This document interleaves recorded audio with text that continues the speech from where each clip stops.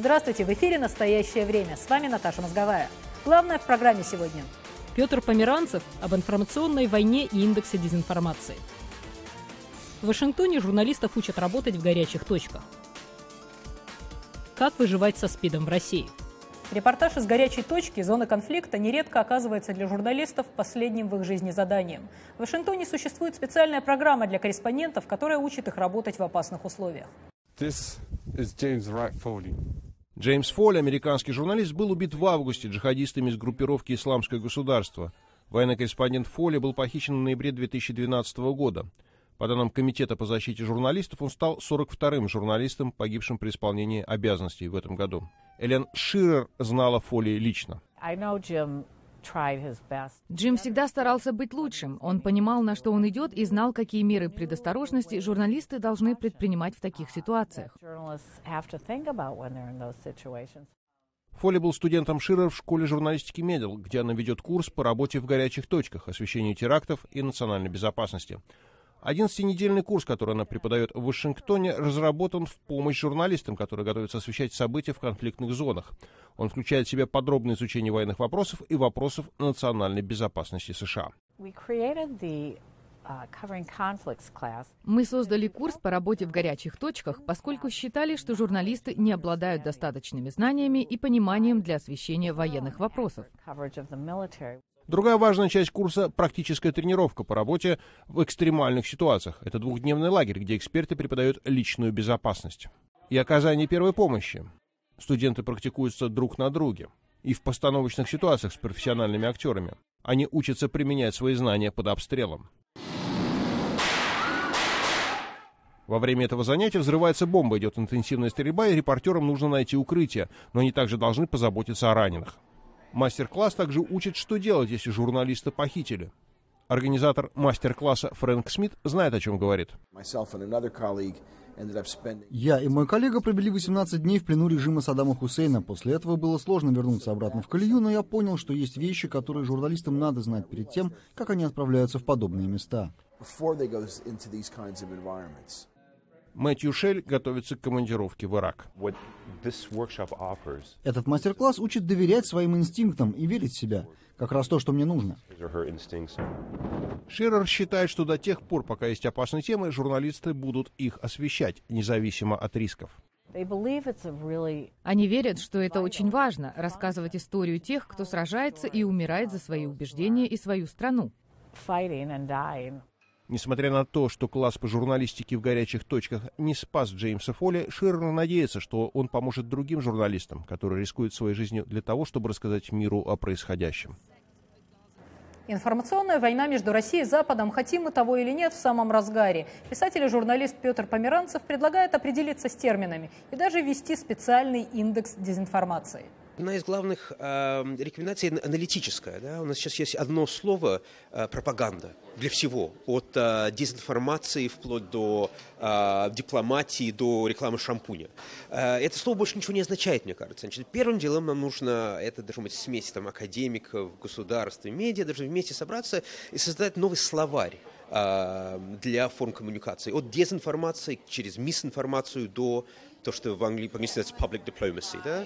И тогда мы сможем лучше анализировать то, что происходит в медиасфере, да? Потому что сейчас, Russia Today или даже РТР или Киселев говорит, мы занимаемся пропагандой, американцы тоже занимаются пропагандой, все то же самое, а это не то же самое. Нужно сперва концептуализировать разные формы коммуникации, потом я бы хотел попытаться, это, конечно, сейчас на уровне тезиса, создать такой индекс для дезинформации, да? Чтобы каждая медиаорганизация, можно было дать там счет с 1 до 10. Что Fox News, может быть, получил бы, я не знаю, 5, 4 из 10. Russia Today, не знаю, может, 3.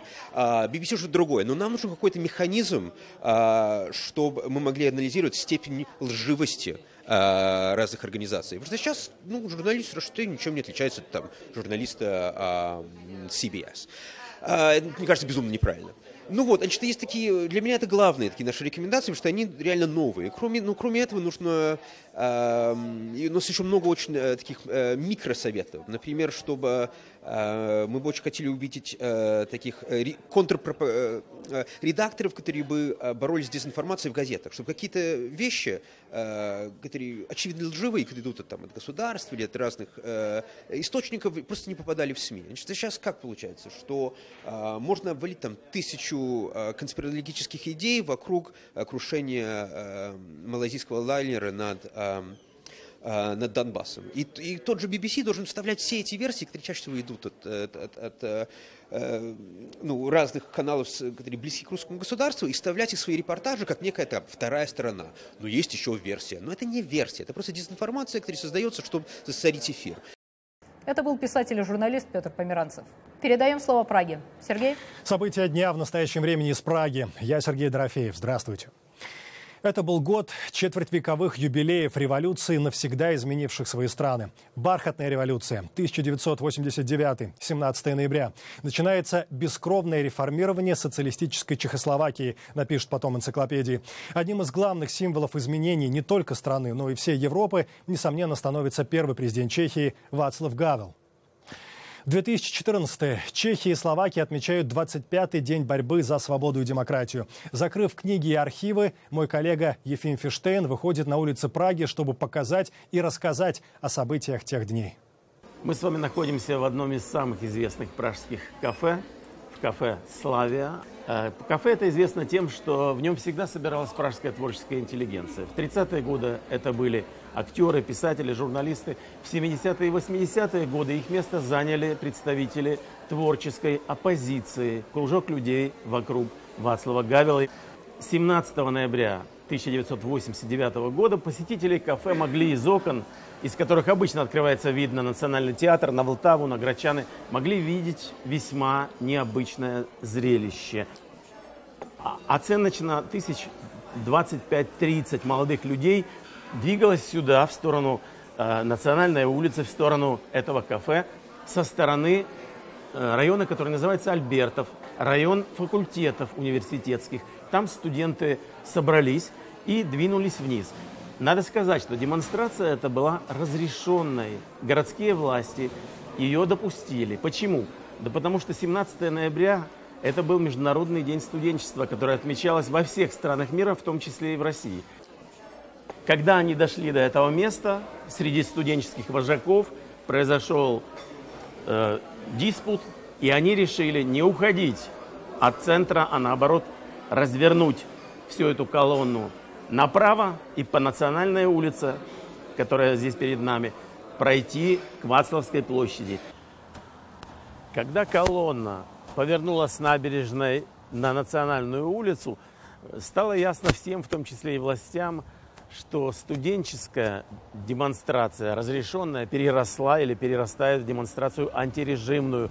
Новые лозунги, новые транспаранты, конец правлению одной партии.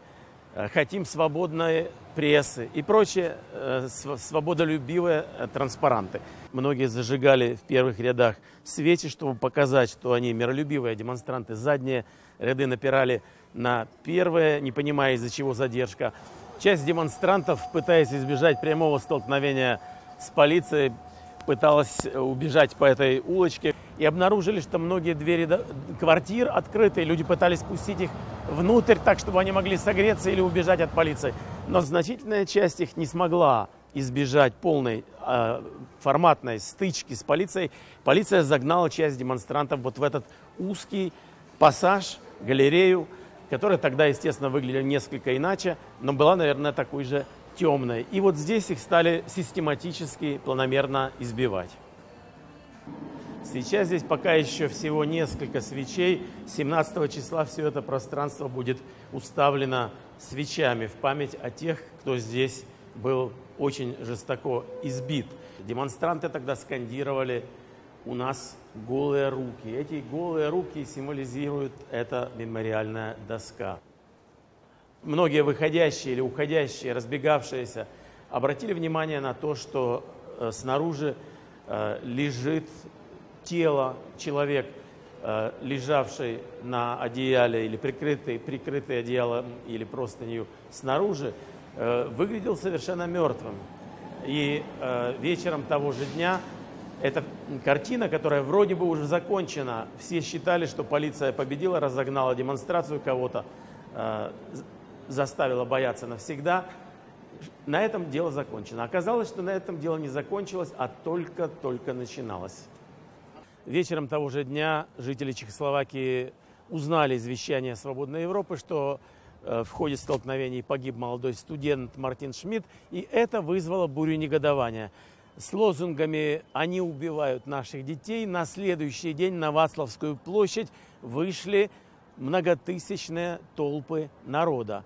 К ним впервые за это время обратился Вацлав Гавел и группа его товарищей. Обратились они с балкона дома издательства «Мелантрих». Стало ясно, что этот режим не может удержаться. На 10-й день после начала событий была объявлена всеобщая забастовка. Ей не суждено было даже состояться, потому что режим стал рассыпаться буквально на глазах. Название «Бархатная революция» родилось не сразу. Вначале конкурировали два эпитета – «бархатная» и «нежная революция». Победило понятие «бархатная». Прошло 25 лет, и закономерен вопрос, как сейчас смотрят чехи на события того времени, как они оценивают бархатную революцию. 3/4, то есть 75% чехов воспринимают бархатную революцию как центральное событие чешской истории и согласны с ним. Поэтому их отношение, несмотря на любой ревизионизм, который может иметь место в обществе, отношение к своему первому президенту Вацлаву Гавелу весьма положительное. В отличие от Чехословакии, где бархатная революция была редким примером кардинальной смены курса, в отличие от Венгрии, которая рассталась с социализмом бескровно, и Польши, где премьером стал не коммунист, в Румынии был самый страшный сценарий. Отмотать время назад помогает публицист Ефим Фиштейн. «Анно Мирабелис» – год чудес, чудотворный год. Так вошел в историю 1989, когда по всей Восточной и Центральной Европе прокатились демократические антикоммунистические революции. Они были бескровными, мирными, поэтому получили название бархатных революций. Иное дело Румыния. Там население было крайне обозлено нищетой и бесправием, которые погрузили население страны президентская чета Николая и Елены Чаушеску, осуществлявших режим личной власти, авторитарный режим. 14 декабря Николай Чаушеску был подтвержден на съезде однопартийцами под бурные аплодисменты во всех своих партийных и прочих позициях. Уехал за границу с официальным визитом, а между тем в стране разворачивались кровавые события. В городе Тимишоара в Трансильвании власти собирались задержать, арестовать и депортировать популярного местного пастора Ласло Тёкиша.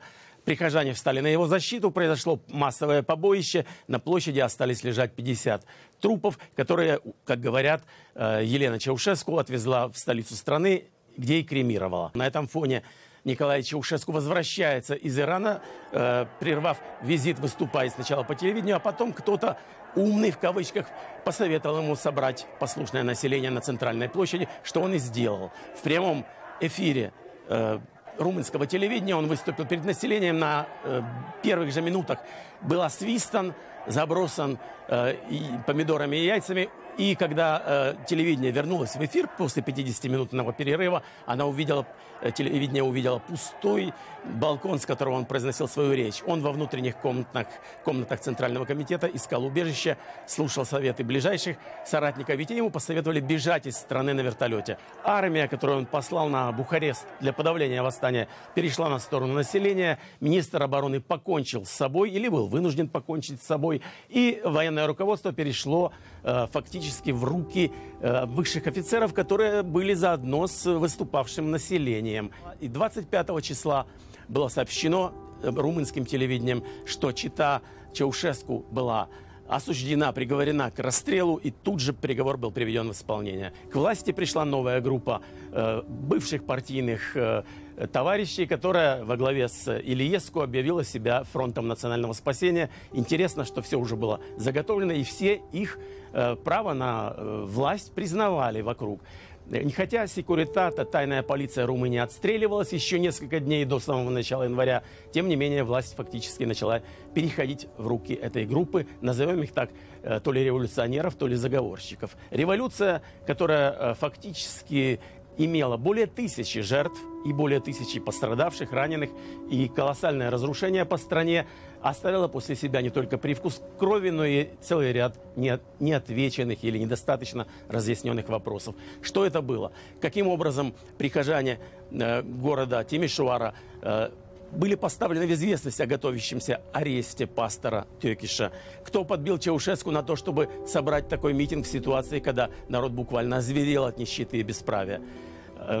Масса других неотвеченных вопросов, кто подготовил этот фронт национального спасения. Все это вызывало подозрение, что имело место, может быть, не только всенародное восстание, но и какой-то государственный переворот, может быть, даже заговор с участием иностранных государств. Для всех вариантов, повторяю, есть аргументы, но общее мнение историков таково, что независимо от того, что готовили те или иные люди, это было все-таки всенародное восстание. Его результатом стало то, что Румыния вернулась в семью демократических европейских народов, стала, наконец, членом как НАТО, так и Европейского Союза. Сегодня, я думаю, оглядываясь назад, румыны сожалеют только о том, что было пролито в ходе революции слишком много крови. За последний год в России статус иностранных агентов получили, в числе прочих организаций, отделения западных НКО, которые принимали участие в борьбе с распространением ВИЧ, СПИДа. В результате обмен опытом российских врачей с зарубежными медиками по борьбе с эпидемией сведен к минимуму. При этом, согласно официальным данным, число ВИЧ-инфицированных в России продолжает расти. Репортаж Ануша Витисян о том, что это значит – жить с ВИЧ в России. Вашингтон стал новым местом жительства для Алекса Ковкова. Еще несколько месяцев назад Алекс жил в Москве, работал юристом. Однако травля на работе и дискриминация в системе здравоохранения вынудили его покинуть Россию. Все практически работники в компании узнали о том, что у меня ВИЧ-инфекция. За глаза мне мои коллеги передавали о том, что мое руководство говорит, что я сумасшедший, поскольку я принимаю терапию антиретровирусную. ЛГБТ-активист с ВИЧ-инфекцией стал изгоем в родной стране. Решить это можно, естественно, только информированием общества, информированием тех же медицинских работников о том, что это не опасно, о том, как с этим можно иметь дело, как с этим жить и работать. Но, естественно, ни единого рубля в это не вкладывается, поэтому мы имеем, в общем-то, ту картину, которую имеем. В России официально зарегистрированы 860 тысяч носителей ВИЧ. Эпидемию остановить не удается. В стране закрыты отделения западных НКО, участвовавших в борьбе с распространением ВИЧ и СПИДа. Насколько я знаю, через USAID в свое время, то, что мне известно, прозвучала такая мотивация, что эти организации не всегда концентрировались сугубо на вопросах, связанных с ВИЧ-инфекцией, но имели как-то другой спектр социального влияния, который не был рассмотрен благоприятно. Многие эти организации действительно касались социальных сторон жизни. ВИЧ – это социальная инфекция, это не просто биологическое заболевание. Пока российские врачи и общество не начнут говорить о ВИЧ более открыто и не научатся задавать вопросы без осуждения, будет очень трудно справиться с болезнью, говорит профессор. Однако такая проблема существует не только в России.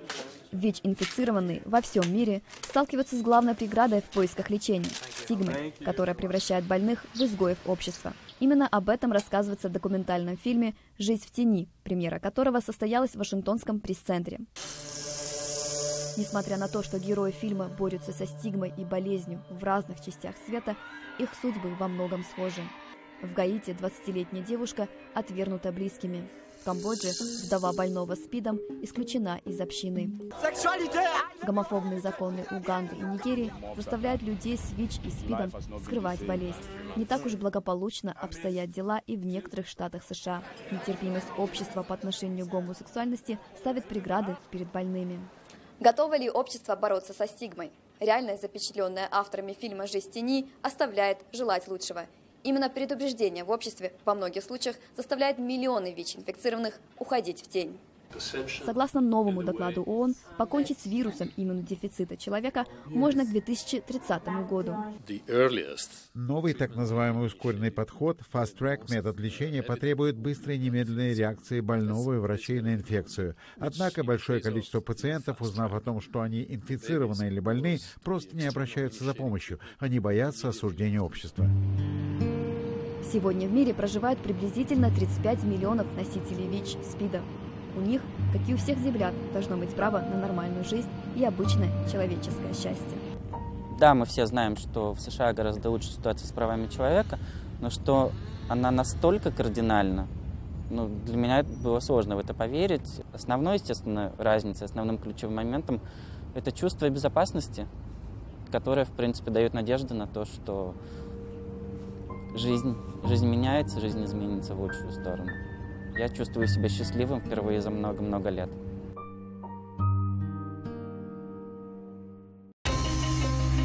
Сепаратисты? Ополченцы. Агитация и пропаганда. Человек. Государство. Эмбарго на поставку. Покупайте свое и усыпайте. Порядок. Как разобраться? Все события дня в новом телевизионном проекте «Настоящее время». Литва. В течение года в Евросоюзе это, пожалуй, был самый активный критик политики Кремля. Чего стоит заявление Дали Грибаускайте: «Россия – террористическое государство». Посетив Киев, президент этой балтийской страны пообещает военную помощь Украине, после чего в Госдуме России призовут разорвать дипотношения с Вильнюсом. В эксклюзивном интервью программе «Настоящее время» министр иностранных дел Литвы Линас Линкевичус заявляет, что стороны должны перезагрузить свои отношения. С гостем студии беседовала Шахида Якуб. Мы спросили господина министра, почему именно Литва взяла на себя функции главного критика России. Тут нет цели соревноваться, кто там жестче, что там скажет. Я бы назвал, что мы высказываемся последовательно. И мы не желаем никакой конфронтации, мы просто хотим называть вещи своими именами, что не всегда удается. Если мы не оцениваем ситуацию адекватно, то очень трудно реагировать бывает. А вы готовы платить цену за такую политику? Вы знаете, Россию мы уже платим. Наказать? Мы платим каждый день. И вы готовы платить эту цену, несмотря на то, что Россия может и прервать дипломатические отношения, и дальше наказывать? Видите ли, мы все-таки хотим разговаривать аргументами. Мы тоже хотим иметь нормальные отношения. Кто же еще, если не соседи, хотели бы иметь эти отношения? Но я всегда говорю, если отношения и строятся на какой-то основе, то эта основа не должна быть только интересы, должны быть какие-то ценности. И когда мы подходим к тому, что, скажем, страна, кстати, член Совета Безопасности, постоянный член Совета, который как раз учрежден для того, чтобы охранять мир и систему этого порядка в мире, проводит агрессию против соседнего государства и отрицает даже все это, ведь Россия говорит, что она не участвует в конфликте вообще, это внутреннее дело Украины. И как это объяснить, если направляются танки, ракетные установки, которые нельзя купить в магазине? Надо называть вещи своими именами. А вы не боитесь, что вы проснетесь завтра, и в центре Вильнюса появятся зеленые человечки? Всякое может померещиться, знаете. Но у нас, серьезно говоря, конечно, ситуация немножко по-другому, чем, скажем, в Украине, Молдове, в Грузии. Все-таки мы члены НАТО, члены Евросоюза. Дали Грибаускайте говорил, что если не остановить агрессию России против Украины, то тогда агрессия распространится на всю Европу. Главное, что эта агрессия имеет такие черты немножко другие. И они не являются такие конвенционные, знаете, такие, обычные. Можно там создать какой-то конфликт, в одно время говоря, что мы ничего общего с этим конфликтом не имеем. Вот эти такие асимметрические, скажем, угрозы, еще добавлю кибернетические, скажем, атаки. Много-много есть вариантов, я сам не буду сейчас их изобретать, но это тоже То есть вы не хотите давать никаких идей российским властям? Я думаю, что они очень креативные, они все это делают очень хорошо. Надо бдительно к этому относиться. В России сегодня с некой теплой ностальгией относятся к советским символам – красному кумачу, песням про неуловимых мстителей, вдумчивому взгляду Ильича, смотрящего с портретов. Но вообще имя и фигуру Ленина можно встретить и в Нью-Йорке, но там она воспринимается как-то по-иному. Наш нью-йоркский корреспондент Виктория Купчинецкая побывала сразу на 2 выставках, где символы некогда прекрасного советского будущего показаны в новом, не обязательно прекрасном свете. В Нью-Йорке тоже есть свой Ленин. Его революционная рука указывает на Запад, но нью-йоркцы к призывам вождя относятся почему-то без должного внимания, спешат по своим делам. Однако социалистические символы в капиталистических джунглях все-таки находят себе пристанище. Советский ледокол «Ленин» затерт во льдах истории на стенах Австрийского культурного центра. Когда-то он был символом технологической мощи СССР и покорения мирного атома. Сегодня это памятник социалистической утопии и загубленной экологии. Метафора нашего подхода к истории. Разбитые куски льда, и вот мы имеем дело с разбитыми какими-то кусками истории, с фрагментами, мы постоянно пытаемся восстановить эту разбитую картину мира, вот, и фрагменты всегда не подходят друг к другу, то есть это как такой вот пазл, с которым нужно все время работать. Художники на выставке работают с руинами и следами истории. Лися Раскин создала фотогалерею заброшенных советских объектов, школ и фабрик в Афганистане и в Литве. Эми Балкин буквально по всему миру собирает мусор, предметы, которые остаются после затопления и эрозий. А у концептуального художника Евгения Фикса с ленинскими местами вообще особые отношения. Музей Ленина для ЛГБТ-сообщества. Евгений Фикс создал свою собственную отдельную выставку в культурном центре университета Нью-Йорка. Она так и называется «Музей Ленина». Только вместо того, чтобы воспевать личность вождя, экспонаты раскрывают малоизвестный, запрещенный аспект советской жизни. Живопись, которая за мной, это места Москвы, где собирались гомосексуалы советского времени, начиная, скажем, с 40-х годов, и до, скажем, начала 90-х. Из помпезных государственных улицы и площади Москвы становятся подпольными и запретными. Ведь в СССР за гомосексуализм сажали в тюрьму. Есть на выставке и святая святых – макет музея Ленина. Но не весь, только его туалеты. Именно там гомосексуалисты тайно встречались в 70-х и 80-х годах. На стенах советской уборной цитаты из сочинений Владимира Ильича. It brings together not only queer theory, fine art in many different forms, whether painting or sculpture, film. Also, it brings together history.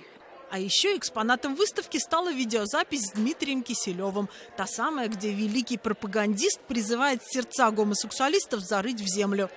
Скорее всего, Ленин все-таки жив. Но живет он теперь как-то совсем по-новому. Виктория Купчинецкая, Сергей Гусев. Специально для настоящего времени из Нью-Йорка. От символов советских к символам глобальным. Когда-то героиня японского мультипликационного сериала «Маленькая белая кошечка» в упрощенной прорисовке стала мировым феноменом. В этом году легендарной Hello Kitty исполнилось 40 лет, и день ее рождения отпраздновали достойно. От пиццы до комплекта макияжа в форме Hello Kitty. Здесь есть все, от блеска для губ до подводки. Это все любимые аксессуары Hello Kitty. Легендарного персонажа можно увидеть по всему Лос-Анджелесу, особенно теперь, в преддверии его 40-летия. В этом году мне тоже исполняется 40.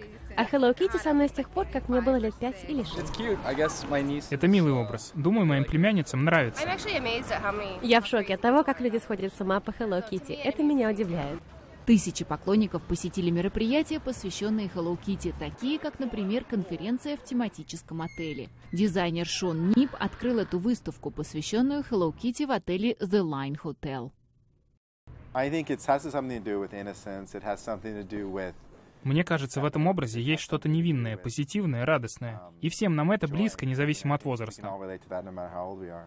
Для поклонников открыл свои двери первый в Северной Америке музей Hello Kitty. Этот визуальный символ японской культуры стал частью американской истории, рассказывает президент музея американо-японской истории Грег Кимора. Для женщин, которым сейчас около 40, Hello Kitty была первой узнаваемой японской картинкой. Поначалу она приобрела популярность среди выходцев из Азии. Первые магазины Hello Kitty были открыты в азиатских диаспорах и уже потом привлекли внимание новых посетителей, говорит Кристин Ено, специалист по Hello Kitty.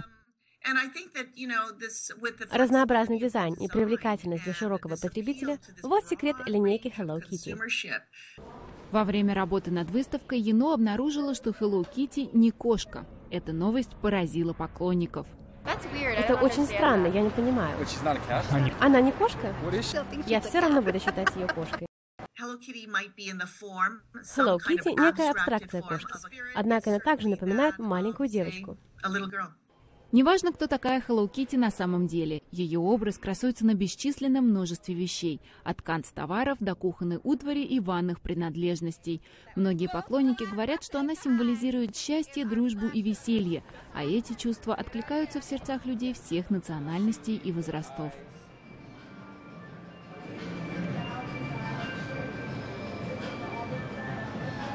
На этом программа «Настоящее время» подошла к концу. Ее подготовили для вас «Голос Америки» из Вашингтона и «Радио Свобода» из Праги. Смотрите нас на сайте currenttime.tv, заходите на страницы наших социальных сетей. До понедельника! Мы благодарим коллег в Вашингтоне и всех наших зрителей. Смотрите нас в социальных сетях и в эфире своих национальных телеканалов. Настоящее время вновь наступит уже в понедельник. Я Сергей Дорофеев. Всего доброго. До свидания.